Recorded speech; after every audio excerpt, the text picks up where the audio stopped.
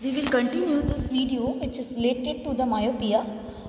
We are reading here, this is the causes of this defect. तो यहाँ हमने 2 causes देखे थे. उन causes में फर्स्टली जो था वो था जो आई लेंस है वो काफ़ी थिक हो जाता है.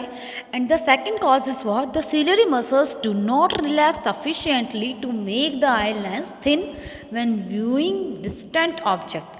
यानी कि जो हम डिस्टेंट ऑब्जेक्ट को जब देखते हैं तो उस पर्टिकुलर मोमेंट में सिलियरी मसल्स जो है वो सफिशिएंटली रिलैक्स नहीं हो पाती, जिससे कि आई लेंस का जो थिन है वो डिस्टेंस ऑब्जेक्ट के लिए हमारा थोड़ा सा प्रॉब्लम क्रिएट कर देता है. यानी कि हम ये बोलें कि कम्प्लीटली या सफिशिएंटली रिलैक्स नहीं हो पाना सिलियरी मसल्स का,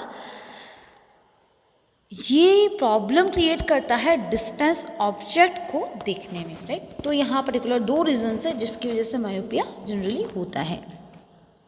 What does happen in this defect? इस डिफेक्ट में क्या होता है? The image of a distant object is formed before the retina and cannot be clearly seen.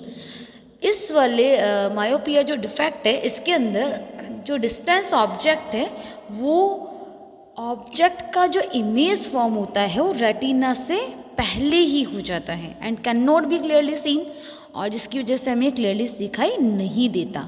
For a person suffering from the myopia the far point is at a infinite finite distance and not at infinite. अब यहाँ infinite और finite word जो हैं 2 given है, तो आपको ध्यान रखना है कि यहाँ पर जो इन्फिनिटी पर एक फार पॉइंट जो होता है उसमें जो इन्फानाइट वाली पोजीशन है वो फाइनाइट वाली पोजीशन में आ जाती है, यानी कि रेटिना से पहले ही इमेज फॉर्म हो जाती है और उसी वजह से यहाँ पर विजन ब्लर हो जाता है.